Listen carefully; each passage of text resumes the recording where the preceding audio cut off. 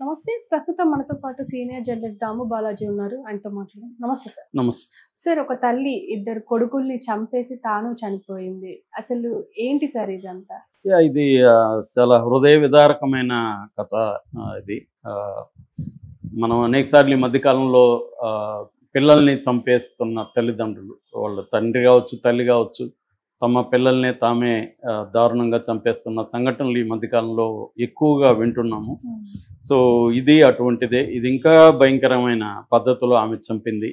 ఇది ఎలా జరిగింది, ఎందుకు జరిగింది, ఆమె ఎందుకు అలా చేసింది, దాని వెనక ఉన్న కారణాలు ఏంటి, దీని నుంచి మనం ఎలాంటి లెసన్స్ తీసుకోవాలి, ఈ విషయాలు మనం మాట్లాడుకున్నాం. ఇది బాలాజీ లేఅవుట్, దాని అపార్ట్మెంట్స్ పేరు సహస్ర హైట్స్ అనే ఒక అపార్ట్మెంట్లో ఉంటారు వీళ్ళు. సెకండ్ ఫ్లోర్లో బాలాజీ లేఅవుట్ అని, గాజుల రామారం, జీడిమెట్ల దగ్గర గాజుల రామారంలో బాలాజీ లేఅవుట్లో సహస్ర హైట్స్లో వీళ్ళిద్దరు ఉంటారు. ఇతని పేరు గండ్ర వెంకటేశ్వర రెడ్డి, ఈయనకు ఒక 45 ఏళ్ళు ఉంటాయి. ఈమె భార్య పేరు తేజస్విని రెడ్డి, ఇంకొక 35 ఏళ్ళు. వీళ్ళది రెండో పెళ్ళి. ఇతను ఆల్రెడీ మొదటి భార్యతో విడాకులు తీసుకొని దాని తర్వాత ఈమెను పెళ్లి చేసుకున్నాడు. వీళ్ళది నేటివ్ ప్లేసు ఖమ్మం జిల్లా దగ్గర సత్తుపల్లిలో హై స్కూల్ రోడ్లు, అక్కడ నేటివ్ ప్లేసు.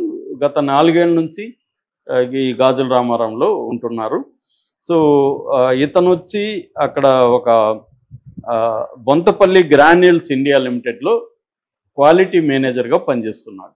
ఆమె హోమ్ మేకర్గా పనిచేస్తుంది. వీళ్ళకి 2 పిల్లలు, ఆశీష్ రెడ్డి 8 ఏళ్ళు, హర్షిత్ రెడ్డి 6 ఇయర్స్ ఇద్దరు. సో వీళ్ళిద్దరు కూడా new era the lead school అనే ఒక స్కూల్లో ఫస్ట్ క్లాసు యూకేజీ చదువుతున్నారు. Second class first class. పెద్ద అబ్బాయి ఏమో ఆశీష్ రెడ్డి సెకండ్ క్లాస్ చదువుతున్నాడు, 8 ఏళ్ళ బాబు. హర్షిత్ రెడ్డి ఏమో ఫస్ట్ క్లాస్ చదువుతున్నారు. సో ఈ వీళ్ళతో సడన్గా మొన్న ఏమైందంటే, ఒక నిన్న ఈవినింగ్ 3:30కి వాళ్ళ అపార్ట్మెంట్లో వాళ్ళు వాచ్మెన్ వాళ్ళు తిరుగుతున్నారు, ఏదో పని చేసుకుంటున్నారు. ఆ టైంలో సడన్గా 6th ఫ్లోర్ నుంచి ఈవిడ దూకేసింది కిందికి. ఎవరు? ఈ తేజస్విని రెడ్డి. ఒక్కసారిగా జనం అంతా షాక్ అయ్యారు, పరిగెత్తారు అక్కడికి. చూస్తే ఆమె అప్పటికి కొంచెం పెయిన్తో కొట్టుమిట్టాడి చనిపోయింది వీళ్ళ కళ్ళ ముందే. దాంతో వీళ్ళు షాక్ అయ్యారు. ఇమ్మీడియట్గా వీళ్ళు ఈమె అపార్ట్మెంట్కి వెళ్ళారు. అక్కడేమన్నా జరిగిందా అని వెళ్ళి చూస్తే అక్కడ దారుణమైన కండిషన్లో ఈ 2 బాబులు బ్లడ్లో ఇది ఉన్నారు. అక్కడ కొడవలి, రక్తంతో తడిచిన కొడవలి ఉంది. దాంతో వాళ్ళు ఇమ్మీడియట్గా భర్తకు ఫోన్ చేశారు, అట్లాగే పోలీసులకు ఫోన్ చేశారు. పోలీసులు వచ్చారు, భర్త వచ్చాడు, అంబులెన్స్లో వీళ్ళ ముగ్గురిని తీసుకెళ్లారు. ఈ ఒక బాబుకు మాత్రం అప్పటికి కొద్దిగా ప్రాణం ఉంది, చిన్న బాబుకి, హర్షిత్ రెడ్డికి. కానీ హాస్పిటల్కి పోయే దారిలో అతను కూడా చనిపోయారు. ముగ్గురు కూడా బ్రాడ్ డెడ్గా హాస్పిటల్లో డిక్లేర్ చేసింది. సో ఈ పోలీసులు దాని తర్వాత దీని మీద ఎంక్వైరీలు జరిపారు, ఎలా చనిపో ఉండొచ్చు ఇవన్నీ కూడా చూశారు. చూస్తే మనకి బాలానగర్ డీసీపీ సురేష్ కుమార్ మీడియాతో చెప్పిన విషయాలను బట్టి మనకు ముందుగా ఆయన ఏం చెప్పాడు అనేది చూద్దాం, దాని తర్వాత మన అనాలిసిస్ చెప్తాను. సో ఈమె 8 పేజీల సూసైడ్ లెటర్ కూడా దొరికింది పోలీసులకి. ఆ 8 పేజీల సూసైడ్ లెటర్లో ఆమె చాలా విషయాల్ని డీటెయిల్గా రాసింది, తను ఎందుకు చనిపోతుంది. చాలామంది ఏంటంటే ఆమె ఉన్మాదంతో చంపింది తల్లి, సో పిచ్చిదైపోయి చంపిందని కూడా వార్తలు వస్తున్నాయి. కానీ పిచ్చిది ఏం కాదు, ఆమె ఉన్మాదం కూడా ఏమి కాదు. ఆమె డీటెయిల్గా తను ఎందుకు ఇది చేసింది అనేది కూడా రాసింది. అట్లాగే ఎలా చంపింది అనేది కూడా పోలీసులు చెప్పారు. ఎలా చంపిందంటే, వాళ్ళు 3:30 గంటలకి ఆ ప్రాంతంలో ఇంట్లో పిల్లలు 2 ఉన్నారు, ఈముంది. సడన్గా ఈమె అంతకుముందు కొనుక్కొని వచ్చుకుంది, ఒక కొడవలు కొనుక్కొని వచ్చుకుంది. అది కొడవలని కొంతమంది, కత్తి అని కొంతమంది అంటున్నారు, కానీ పోలీసు అధికారులు అయితే కొడవలని పిలుస్తున్నారు. సో అంటే అది కొబ్బరి నరికే కొడవలు అంటున్నారు.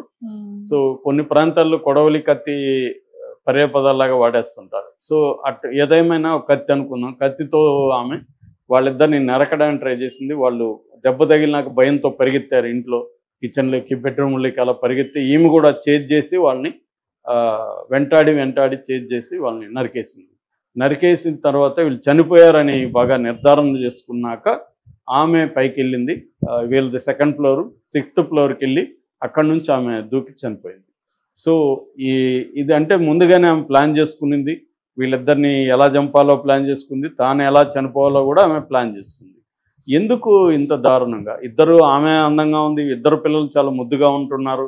వాళ్ళ పక్కింట్లో అక్కడంతా కూడా అపార్ట్మెంట్లో మన రిపోర్టర్ మాట్లాడితే వాళ్ళు ఏం చెప్తున్నారంటే, చాలా బాగా చూసుకునేది సార్ వీళ్ళ ఇద్దరు పిల్లల్ని, ఆమె చాలా ఆడించేది, బాగా చూసుకునేది, బాగుండేది అనేది వాళ్ళు చెప్తున్నారు. అయితే సూసైడ్ లెటర్లో ఏముందంటే, ఆమె ఏం చెప్తుందంటే, నా ఇద్దరు పిల్లలకి హెల్త్ బాగాలేదు, పెద్ద బాబుకి ఏమో కళ్ళు సరిగా ప్రాబ్లం ఉంది, కళ్ళు సరిగా కనిపించట్లేదు, ఎవ్రీ 2 అవర్స్కి ఇది పోయాలి, నేను ఐ డ్రాప్స్ వేయాలి, లేకపోతే వాళ్ళకి విపరీతమైన పెయిన్తో అరుస్తూ ఉంటాడు.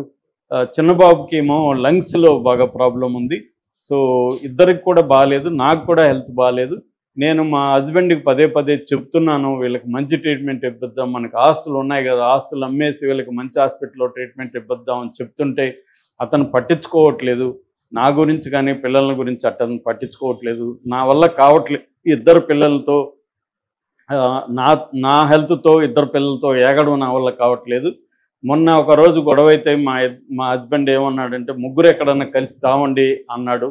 సో నాకు ఇంకా మనసు విరిగిపోయింది.